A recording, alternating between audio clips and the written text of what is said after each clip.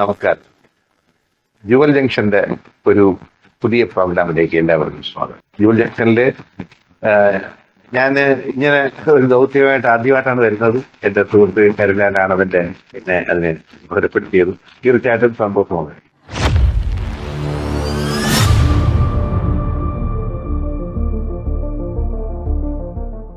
പ്രത്യേകമായ ഒരു സാഹചര്യത്തിൽ ഇന്ന് നമ്മൾ ഒരു അതിഥിയെ നമ്മുടെ നാട്ടുകാർക്ക് വേണ്ടി, പ്രത്യേകിച്ച് നമ്മുടെ നാട്ടുകാർക്ക് വേണ്ടി മാത്രമല്ല, കേരളീയ ജനതയെ അഭിസംബോധന ചെയ്തുകൊണ്ടുള്ള ഒരു പരിപാടി തന്നെയാണ്. ഇപ്പോൾ എൻ്റെ നാട്ടിൽ അദ്ദേഹം വന്ന ഒരു സന്ദർഭത്തിൽ അദ്ദേഹമായിട്ട് ഒന്ന് ഇരിക്കാനുള്ള ശ്രമമാണ്. അതൊരു എൻ്റെ ഫീൽഡിലുള്ള ഒരാളല്ല അദ്ദേഹം, പക്ഷേ എൻ്റെ ഒരു സുഹൃത്താണ്. അദ്ദേഹം ഒരു അഡ്വക്കേറ്റാണ്. അഡ്വക്കേറ്റ് എന്നതിലുപരി അദ്ദേഹം വർഷങ്ങളായിട്ട് നമ്മുടെ കേരള സർവീസിൽ പബ്ലിക് പ്രോസിക്യൂട്ടറായിട്ട് വർക്ക് ചെയ്ത് ഡെപ്യൂട്ടി ഡയറക്ടർ ഓഫ് പ്രോസിക്യൂഷനിൽ റിട്ടയർ ചെയ്ത ആളാണ്. അതിലുപരി നമ്മുടെ ഇൻ്റർനാഷണൽ പ്രോസിക്യൂട്ടർ അസോസിയേഷനിലൊക്കെ പല സെമിനാറുകൾ ഇന്ത്യയെ പ്രതിനിധീകരിച്ച് നടത്തിയ ഒരു വ്യക്തിയും കൂടിയാണ്. വിശ്വാസ് എന്ന പാലക്കാട്ടത്തെ ഒരു വലിയ സംഘടന, അതിൻ്റെ പ്രസിഡൻ്റാണ്. സാധാരണക്കാർക്ക് നിയമപരിശീലനമല്ല, നിയമപരമായ ഉപദേശങ്ങൾ നൽകുന്ന ഒരു സംഘടന. പി പ്രേമനാഥ് പാലക്കാട്ടിൽ നിന്ന് വന്ന അദ്ദേഹത്തിനെ നമുക്ക് ഒന്ന് പരിചയപ്പെടാം. സർ, നമുക്ക് ഈ ഒരു സന്ദർഭത്തിൽ ഒന്ന് പെട്ടെന്നാണ് നമ്മൾ കണ്ടുമുട്ടുന്നത്. വലിയ ഒരു പ്രതീക്ഷിക്കാതെ, സാർ ഒരുപാട് നാളായിട്ട് നമ്മുടെ നാട്ടിൽ വരണമെന്നും ദേവരാജ് മാസ്റ്ററുടെ മണ്ണിൽ, മഹാകവി KC-യുടെ മണ്ണിലൊക്കെ വരണമെന്ന് സാർ പറഞ്ഞതൊക്കെ ഞാൻ ഓർക്കുന്നുണ്ട്. എങ്കിലും നമ്മൾ ഇപ്പോൾ സാഹിത്യവും കലയും ഒക്കെ എല്ലാ വിഷയങ്ങളും, ആ വിഷയങ്ങളിലൊക്കെ താങ്കൾക്ക് പ്രത്യേക തരം താല്പര്യമുണ്ടെന്ന് എനിക്ക് നന്നായിട്ടറിയാം. നമ്മളെപ്പോലുള്ള ആളുകളുടെ കലാപരമായ കാര്യങ്ങളിലൊക്കെ അങ്ങ് ശ്രദ്ധിക്കുന്നുണ്ടെന്നും എനിക്കറിയാം. എങ്കിലും ഇന്ന് നമുക്ക് ഒന്ന് രണ്ട് കാര്യങ്ങൾ അറിയേണ്ടത് ഈ സാധാരണക്കാരായ ആളുകളുടെ നിയമപരമായ ചില അറിവുകളുണ്ട്. അപ്പോൾ എല്ലാവർക്കും നിയമം പഠിച്ചിട്ട് നമുക്ക് ജീവിക്കാൻ പറ്റില്ല എന്ന് പറഞ്ഞ കണക്ക് സാമാന്യമായി ചില കാര്യങ്ങൾ നമ്മളെപ്പോലുള്ള ആളുകൾ, സാറിനെ പോലുള്ള ആളുകൾ പറയുന്നത് കേൾക്കുകയും അത് മറ്റുള്ളവർ പറയുകയൊക്കെ, അങ്ങനെയൊക്കെ അല്ലേ ഇത് പറ്റുള്ളൂ. പോലീസുമായിട്ടുള്ള ബന്ധങ്ങൾ, അല്ലെങ്കിൽ നമ്മളൊരു കോടതി കേസ്, അല്ലേ, അങ്ങനെയുള്ള ചില കാര്യങ്ങൾ ഒന്ന് ചോദിച്ചറിയാമെന്നാണ് എൻ്റെ ഒരു ധാരണ.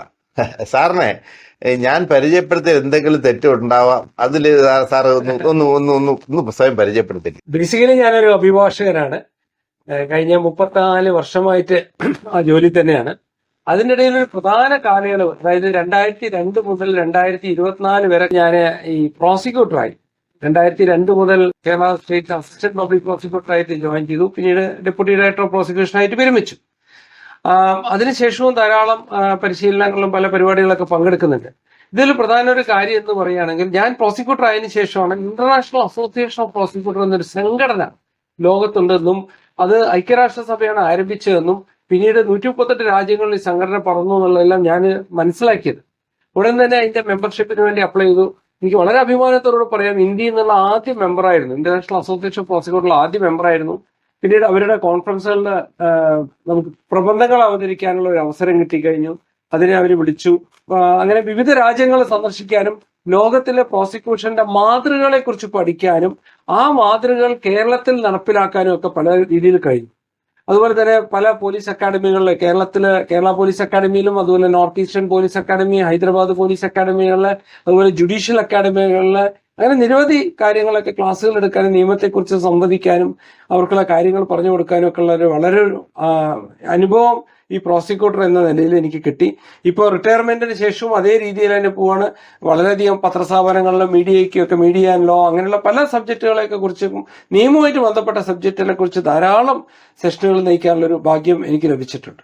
അപ്പൊ ഏകദേശം 22 വർഷത്തോളമായിട്ട് പ്രോസിക്യൂട്ടർ ആയിട്ടുള്ള ഒരു എക്സ്പീരിയൻസ്, അത് ജീവിതത്തിലെ ഏറ്റവും വളരെ നിർണായകമായിട്ടുള്ളൊരു സംഭവമായിരുന്നു.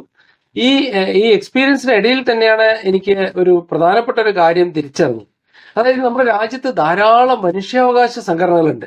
അപ്പൊ ഈ മനുഷ്യാവകാശ സംഘടനകള് അവര് പ്രതിയുടെയും വാദിയുടെയും രണ്ടുപേരുടെ മനുഷ്യാവകാശം നോക്കും. ഉദാഹരണത്തിന് ഒരു പോലീസ് അകാരണമായി ഒരാളെ അറസ്റ്റ് ചെയ്യുക, അയാളെ മർദ്ദിക്കുക, അയാളെ റിമാൻഡ് ചെയ്യുക, അങ്ങനെയൊക്കെ ചെയ്തു കഴിഞ്ഞാൽ മനുഷ്യാവകാശ സംഘടനകൾ വളരെ ഉണരും. വളരെ നല്ല ശക്തമായ നിലപാടുകളൊക്കെ എടുക്കും. പോലീസിനെ കൊണ്ടോ സർക്കാരിനെ കൊണ്ടോ അല്ലെങ്കിൽ ഒക്കെ തെറ്റ് തിരുത്താനൊക്കെ അവരെ കൊണ്ട് പറ്റും. പക്ഷെ ഇതിൽ മറന്നു പോകുന്ന ഒരു വിഭാഗമാണ് ഈ ഇരകൾ എന്നത്. അല്ലെങ്കിൽ അതിജീവിതർ, നമ്മളതിനെ വിക്ടിം എന്ന് പറയും, അല്ലെങ്കിൽ സർവൈവേഴ്സ് എന്ന് പറയും, അവരുടെ കാര്യത്തെക്കുറിച്ച് ഓർക്കാനായിട്ട് ആരുമില്ല. അപ്പോൾ ഒരു പ്രോസിക്യൂട്ടർ എന്ന നിലയിൽ എൻ്റെ അടുത്ത് വരുന്നവരെല്ലാവരും ഇരകൾ അല്ലെങ്കിൽ അതിജീവിതരാണ്. അപ്പൊ അവർക്കൊരു കുടുംബത്തിലൊരു അപകടം നടന്നു, അല്ലെങ്കിൽ കുടുംബത്തിലൊരു മരണം നടന്നു, കൊലപാതകം നടന്നു, കുടുംബത്തിൽ മോഷണം നടന്നു, അല്ലെങ്കിൽ അടിപിടിയിൽ പരിക്ക് പറ്റി, അല്ലെങ്കിൽ അവരെ ആരെങ്കിലും വിശ്വാസവഞ്ചന ചെയ്തു, ചതിച്ചു, ഈ കാര്യങ്ങളൊക്കെ വരുന്ന സമയത്ത് അവർ പോലീസ് സ്റ്റേഷനിൽ ഒരു പരാതി കൊടുക്കുന്നു. പലപ്പോഴും പോലീസ് കേസെടുക്കുന്നില്ല. പിന്നീട് എങ്ങനെ കേസ് കൊടുക്കണം എന്നറിയില്ല. അവസാനം പോലീസ് കേസെടുത്തു, അതിന്റെ ഇൻവെസ്റ്റിഗേഷൻ പ്രോപ്പറായി നടത്തുന്നില്ല, കോടതിയിൽ ഒരു കുറ്റപത്രം തട്ടിക്കൂട്ടി കൊടുക്കുക, അങ്ങനെ പലതരം. അതുപോലെ അവർക്കുള്ള നഷ്ടപരിഹാരത്തിന്റെ പ്രശ്നങ്ങൾ, അങ്ങനെയുള്ള പല പ്രശ്നങ്ങളൊക്കെ ഉള്ളപ്പോഴാണ് നമുക്ക് അങ്ങനെ ഒരു ഇരകൾക്ക് വേണ്ടി എന്തുകൊണ്ടൊരു സംഘടന ആയിക്കൂടാന്ന്. അതൊരു വലിയൊരു ടേണിംഗ് പോയിന്റ് ആയിരുന്നു, എന്റെ ലൈഫിൽ തന്നെ ഒരു ടേണിംഗ് പോയിന്റ് ആയിരുന്നു. അപ്പൊ അതുകൊണ്ടാണ് അതിൽ നോക്കിക്കഴിഞ്ഞ് അതിൽ പ്രധാനപ്പെട്ട ഒരു കേസ് തന്നെ പറയുന്നത്, ഒരു നിമിത്തം എന്നൊക്കെ പറയണം. അൽഫോൻസ് എന്നൊരു പെൺകുട്ടി, അതായത് 5 വയസ്സുള്ള ഒരു പെൺകുട്ടി ഒരു ദിവസം ഒരു കോടതി ഹാളിൽ എന്റെ മുന്നിലേക്ക് വരികയാണ്. അപ്പോൾ ആ കേസിലെ അൽഫോൻസയ്ക്ക് കുറച്ച് ആസിഡ് വീണ പരിക്കുകൾ ഉണ്ടായിരുന്നു, ധാരാളം പരിക്കുകൾ ഉണ്ടായിരുന്നു. അപ്പോൾ ഒരു വിക്ടിമായിട്ടാണ് വന്നത്. പക്ഷെ ആ കേസിൽ അവര് വിറ്റ്നസ് ആയിരുന്നില്ല, അൽഫോൻസിന്റെ അച്ഛനും അമ്മയാണ്. അപ്പൊ അനധികൃതമായി വെച്ച ആസിഡ് ഈ അൽഫോൻസിനെയും അവരുടെ ഏട്ടൻ ആരോഗ്യസ്വാമിയുടെയും മുകളിൽ വീണു അവർക്ക് ധാരാളം പരിക്ക് പറ്റി. ആ കേസായിരുന്നു. പക്ഷേ അൽഫോൻസ് ഒരു ചെറിയ കുട്ടിയായിരുന്നുകൊണ്ട് അൽഫോൻസിനെ സാക്ഷിയാക്കിയിട്ടില്ല. പക്ഷേ ഈ അച്ഛന്റെയും അമ്മയുടെയും കൂടെ അൽഫോൻസ് വരും. അൽഫോൻസിനെ കാണാനുള്ള രൂപം തന്നെ വളരെ വികൃതമായിരുന്നു. കണ്ണിന്റെ ഒരു കണ്ണ് പുറത്തേക്ക് തള്ളി, ഏകദേശം 1 ഇഞ്ചോളം പുറത്തേക്ക് തള്ളി, കൃഷ്ണമണി പുറത്തേക്ക് ആടുന്ന, ആർക്കും കണ്ടാൽ പേടി ഉളവാക്കുന്ന ഒരു ദൃശ്യമാണ് അൽഫോൻസിന്. അപ്പൊ ഒരു വനിതാ ജഡ്ജായിരുന്നു. ആ വനിതാ ജഡ്ജ് എന്നോട് ചോദിച്ചു, ആ കുട്ടി വിറ്റ്നസ് അല്ലല്ലോ, പിന്നെ എന്തിനാ ആ കുട്ടിയെ കോടതി കൊണ്ടുവരുന്നത്? അപ്പൊ ഞാനും വിചാരിച്ചു, എന്തിനാ ആ കുട്ടിയെ കോടതി കൊണ്ടുവരുന്നത്? അപ്പോൾ ഉടൻ തന്നെ ഞാൻ അച്ഛനും അമ്മയോട് ചോദിച്ചു, എന്തിനാ ഈ കുട്ടിയെ കൊണ്ടുവരുന്നത്? വീട്ടിലിരുത്തിക്കൂടെ? സാറേ, വീട്ടിലൊന്നും ആരും ഇരുത്താൻ ഞങ്ങൾ ആരില്ല, ഞങ്ങൾ കൂലിപ്പണിക്കാരാ. എന്നാ പിന്നെ സ്കൂളിലേക്ക് വരണം. ഈ അൽഫോൻസെ ഏത് സ്കൂളിൽ വിട്ടാലും ആ കുട്ടിയുടെ വൈരൂപ്യം കണ്ടിട്ട് ആ ക്ലാസ്സിലെ കുട്ടികൾ പിറ്റേ ദിവസം തൊട്ട് വരില്ല. അപ്പൊ അതുകൊണ്ട് ഇവരെ എവിടെ പോകുന്നോ അവരെ കൂടെ കൊണ്ടുപോകണം. അപ്പൊ ഈ അൽഫോൻസിന്റെ കണ്ണുകൾ എങ്ങനെ ശരിയാക്കാം? ദേഹം മുഴുവൻ വൈകൃതം ഉണ്ടെങ്കിൽ ഈ മുഖം എങ്ങനെ ശരിയാക്കാന്നായിരുന്നു എന്റെ ഏറ്റവും വലിയൊരു ആദ്യം. അപ്പോൾ ഉടൻ തന്നെ ഞാൻ ചൈൽഡ് ലൈനിന്റെ director doctor Jose Paul, CWC chairman Kuriakose sir, അവരെയൊക്കെ വിളിച്ചിട്ട് നമുക്ക് ചോദിച്ചു, ഈ കുട്ടിയെ നമുക്ക് എങ്ങനെ ഒരു ഓപ്പറേഷൻ സജ്ജമാക്കാം? അപ്പോൾ അന്വേഷിച്ചപ്പോൾ ഏകദേശം 2.5 ലക്ഷത്തോളം രൂപ വേണം ഈ കുട്ടിയെ ഇതാക്കാൻ വേണ്ടിയിട്ട്. അപ്പോൾ ഒരു പ്രോസിക്യൂട്ടർ എന്ന നിലയിൽ എനിക്ക് വളരെയധികം ബുദ്ധിമുട്ടുകളുണ്ട്. ആ പൈസ പിരിക്കാനായിട്ട് വലിയ ബുദ്ധിമുട്ടുണ്ട്. അപ്പോഴാണ് ഇതുപോലുള്ള ഒരു അൽഫോൻസിക്ക് ഉണ്ടെങ്കിൽ ഇതുപോലെ എത്ര കുട്ടികളുണ്ടാവും എന്നുള്ളൊരു കാര്യം വന്നു കഴിഞ്ഞാൽ. അപ്പോൾ അതിനുവേണ്ടി ഞങ്ങൾ ഒരു വലിയൊരു ട്രഷർ ഹണ്ട് പോലെ തന്നെ എല്ലാവർക്കും കൂടെ പൈസ പിരിക്കാനൊക്കെ നോക്കി. അവസാനം കുറേയൊക്കെ പൈസ പിരിച്ചു. അവസാനം ആ കുട്ടിക്ക് ആദ്യത്തെ സർജറി അത് നടത്തി. ആ കുട്ടിയുടെ കണ്ണ് അവിടുന്ന് ആ ഭാഗങ്ങളൊക്കെ മാറ്റി ആ കുട്ടിക്ക് ഒരു കൃത്രിമ കണ്ണ് വെച്ചു കൊടുക്കുകയാണ് ചെയ്തത്. 85% ബേൺസ് ഉണ്ടായിരുന്ന ഒരു കുട്ടിയാണ് അൽഫോൻസ്. അപ്പൊ ആ കുട്ടിക്ക് വേണ്ടി ഞങ്ങൾ സ്ഥാപിച്ച ഓർഗനൈസേഷനാണ് വിശ്വാസ് എന്ന് പറഞ്ഞാൽ victims information sensitisation welfare and assistance society എന്ന്. അപ്പൊ പാലക്കാട് ജില്ലാ കളക്ടർ എന്റെ പ്രസിഡന്റായിട്ടും ഞാൻ സെക്രട്ടറി ആയിട്ടും 2012 ആരംഭിച്ചു.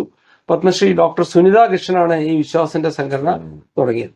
സാധാരണക്കാരനായ മനുഷ്യർക്ക് പലതരം വിഷയങ്ങളുണ്ട്. അത് ഏതാണെന്ന് ഞാൻ വിശദീകരിക്കുന്നില്ല, സാറ് തന്നെ പറയണം. അങ്ങനെ വന്നു കഴിഞ്ഞാൽ നമ്മൾ എങ്ങനെയാണ് പോലീസിൽ ഒരു പരാതി എഴുതി കൊടുക്കണമെന്നോ, ഫോണിൽ കൂടെ, ഇപ്പം ഇന്നത്തെ ഡിജിറ്റൽ യുഗത്തിൽ പല മാർഗങ്ങളുണ്ട്.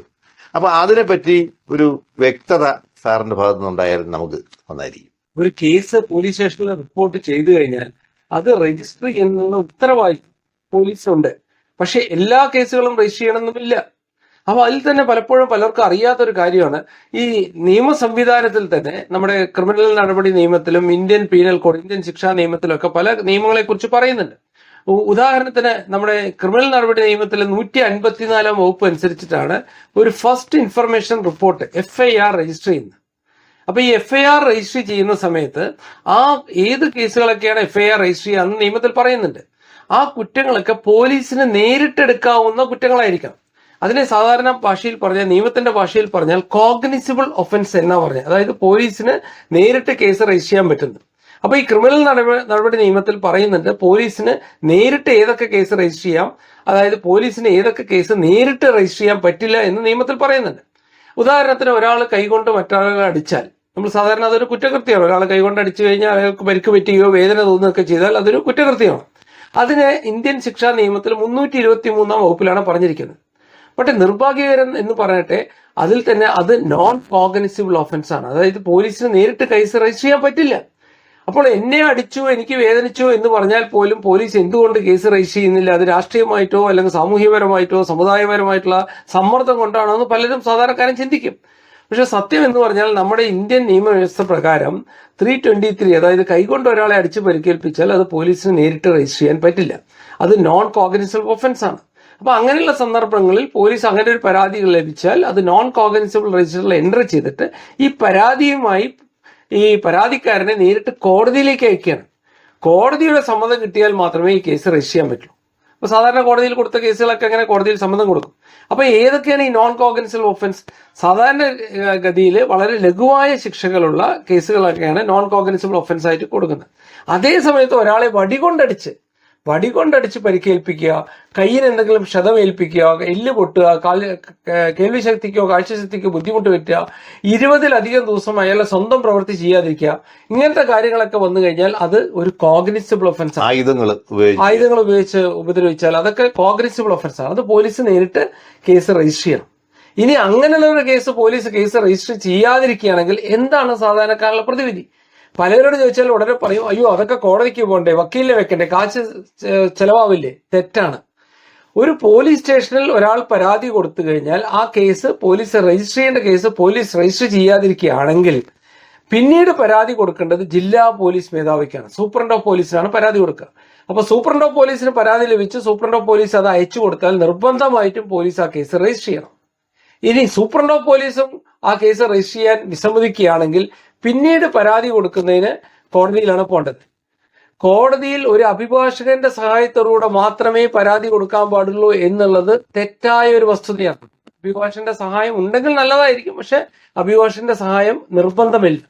ഏതൊരാൾക്കും പോലീസ് സ്റ്റേഷനിലോ പോലീസ് സൂപ്രണ്ടോ അദ്ദേഹത്തിന്റെ പരാതി കേസായിട്ട് രജിസ്റ്റർ ചെയ്യുന്നില്ലെങ്കിൽ അദ്ദേഹത്തിന് നേരിട്ട് കോടതിയെ സമീപിച്ച് ഒരു വെള്ള പേപ്പറിൽ പരാതി എഴുതി കൊടുത്ത് എന്റെ കേസ് ഇന്ന കാര്യങ്ങളാണ്, ഞാൻ ഇന്ന പോലീസ് സ്റ്റേഷനിൽ പരാതി കൊടുത്തു, അതിന്റെ എനിക്ക് റെസീറ്റ് ലഭിച്ചു, എനിക്ക് കേസെടുത്തില്ല, പോലീസ് മേധാവിക്ക് പരാതി കൊടുത്തു, റെസീറ്റ് ലഭിച്ചു, കേസെടുത്തില്ല, ആ കേസിൽ കൊടുത്ത പോലീസ് സ്റ്റേഷനിലും ജില്ലാ പോലീസ് മേധാവിക്കും കൊടുത്ത കേസിന്റെ പരാതിയുടെ പകർപ്പ് സഹിതം ജില്ലാ കോടതിയിൽ, മജിസ്ട്രേറ്റ് കോടതിയിൽ, ഏത് പോലീസ് സ്റ്റേഷനിൽ ജൂറിസ്ഡിക്ഷനിലാണ് നമ്മളിരിക്കുന്ന ആ പോലീസ് സ്റ്റേഷനിൽ ജൂറിസ്ഡിക്ഷനുമായി ബന്ധപ്പെട്ട മജിസ്ട്രേറ്റ് കോടതിയിൽ ഈ പരാതി നേരിട്ട് കൊണ്ടുപോയി കൊടുത്താൽ മജിസ്ട്രേറ്റ് ക്രിമിനൽ നടപടി നിയമം 156(3) പ്രകാരം അത് പോലീസ് സ്റ്റേഷനിലേക്ക് കേസ് രജിസ്റ്റർ ചെയ്യാൻ അയക്കും. അത് മാൻഡേറ്ററി രജിസ്ട്രേഷനാണ്, നിർബന്ധമായിട്ട് കേസ് രജിസ്റ്റർ ചെയ്തേ പറ്റൂ. പിന്നീട് ഒന്നാണ് ഏറ്റവും വലിയൊരു പ്രധാന പ്രശ്നം, ഈ കേസ് രജിസ്റ്റർ ചെയ്താൽ അന്വേഷണം തൃപ്തികരമല്ലാത്ത പലപ്പോഴും, അതാണ് ഏറ്റവും പ്രധാനം. അതെ, പലപ്പോഴും കോടതിയുടെ നിർബന്ധത്തിന് വഴങ്ങി കേസ് രജിസ്റ്റർ ചെയ്യും, പക്ഷെ അന്വേഷണം തൃപ്തികരമാവില്ല. അത് പോലീസിന്റെ ഭാഗത്തുള്ള നടപടികൾ സ്പീഡപ്പ് ആവില്ല. ചെയ്യേണ്ട സമയത്ത് ചെയ്യണ്ടേ, ചിലപ്പോൾ അത് ചെയ്യണമെന്നില്ല, സുതാര്യമാവില്ല. അപ്പൊ അങ്ങനെയുള്ള കാര്യങ്ങൾ എന്ത് ചെയ്യാം? അപ്പൊ സാധാരണക്കാരനെ എല്ലാം വിധി എന്ന് വിചാരിച്ചിട്ട് ആൾക്കാരാണ് അവരത് ഒതുങ്ങിപ്പോവും. പക്ഷെ അത് തെറ്റാണ്. ഇവര് പോലീസിന്റെ അന്വേഷണം തൃപ്തികരമല്ല, അന്വേഷണത്തിന്റെ വിവരങ്ങളൊക്കെ കറക്റ്റ് സമയത്ത് ബാക്കിയെ അറിയിച്ച് പൊളിറ്റിക്കൽ ഇൻഫ്ലുവൻസ് ഉണ്ടാവും, സൊസൈറ്റി മതപരമായ പല കാര്യങ്ങളൊക്കെ ഉണ്ട്. അങ്ങനെയുള്ള കാര്യങ്ങൾ ചെയ്യുകയാണെങ്കിൽ ഈ ആരാണോ പരാതി കൊടുത്തത് അയാൾക്ക് വീണ്ടും കോടതിയിൽ പറയാം എന്റെ കേസിന്റെ അന്വേഷണം തൃപ്തികരമല്ല. അപ്പൊ കോടതി കേസിന് മേൽനോട്ടം, അതിന് മോണിറ്റർ ചെയ്യാന്നാ പറയാ, മോണിറ്റർ ചെയ്യണം, മേൽനോട്ടം വഹിക്കണം എന്ന് പറഞ്ഞാൽ ഒരു അപേക്ഷ കൊടുത്തു കഴിഞ്ഞാൽ കോടതി ഉടൻ തന്നെ പോലീസിനോട് റിപ്പോർട്ട് ചോദിക്കും, നിങ്ങൾ ആ കേസിൽ എന്തൊക്കെ നടപടി എടുത്തു, അതിൽ ഏതൊക്കെ സാക്ഷികളെ വിസ്തരിച്ചു, ഏതൊക്കെ സാക്ഷികളോട് ചോദ്യം ചെയ്തു, എന്തൊക്കെ മുതലുകൾ ബന്ദോബസ്ത് ഇതൊക്കെ ചോദിക്കും. അപ്പൊ ഇതെല്ലാം പൗരന്റെ അവകാശമാണ്. അപ്പൊ സാധാരണക്കാരന് ഇത് അറിയില്ല. സാധാരണക്കാരനെ ഏറ്റവും സംബന്ധിച്ചാൽ കോടതി എന്ന് പറഞ്ഞാൽ ഒരു ദന്തഗോപുരമാണ്. അവിടെ പോവുകയാണെങ്കിൽ വക്കീലിന്റെ സഹായം വേണം, അതിന് ആയിരക്കണക്കിന് രൂപ ചെലവാകണം. പേടിച്ചിട്ടാണ് പല ആൾക്കാരും കോടതിയുടെ വരാന്തയിൽ കയറാതിരിക്കാൻ. ഇതുപോലെ വിക്ടിംസിന്റെ കൂടെ നിൽക്കാൻ അല്ലെങ്കിൽ ഇരകളോടൊപ്പം നിൽക്കാനായിട്ട് പലരും ഇല്ല. പലരും വേട്ടക്കാരോടൊപ്പമാണ്, ഇരകളോടൊപ്പമാണെന്ന് അഭിനയിക്കുകയും നടത്താൻ വേട്ടക്കാരാണ്. പ്രത്യേകിച്ച് മാധ്യമങ്ങള് രണ്ട് തരത്തിൽ ഇടപെടുന്നുണ്ടെന്ന അഭിപ്രായമുണ്ട്. ഇപ്പോ രാഷ്ട്രീയക്കാര് രണ്ട് മുഖം ഉണ്ടെന്നുള്ള അഭിപ്രായം. വിരകളോട് സംസാരിക്കുന്ന കണക്കല്ല, അവര് പ്രതികളായ ആളുകളെ സംരക്ഷിക്കുന്നതിന് മുന്നിൽ നിൽക്കുന്നവരാണെന്ന് നമ്മളിതൊക്കെ കാണുന്നവരാണ്. അരിയാഹാരം കഴിക്കുന്ന ആളുകളായാൽ നമുക്ക് ഇതൊക്കെ നന്നായിട്ട് അറിയാം, ജഡ്ജിമാർക്കും അറിയാം. ഒരു കുറ്റകൃത്യം നിങ്ങൾ നേരിട്ട് കണ്ടാൽ, ഒരു പുരുഷൻ സ്ത്രീയെ കുത്തുന്നത് നിങ്ങൾ നേരിട്ട് കണ്ടാൽ നിങ്ങൾ അത് പോലീസിൽ അറിയിക്കുമോ? ആ പോലീസിൽ നിങ്ങൾ അറിയിക്കുമോ? പോലീസ് ആവശ്യപ്പെട്ടാൽ നിങ്ങൾ പോലീസ് സ്റ്റേഷനിൽ പോയി മൊഴി കൊടുക്കുമോ എന്ന് ചോദിക്കും.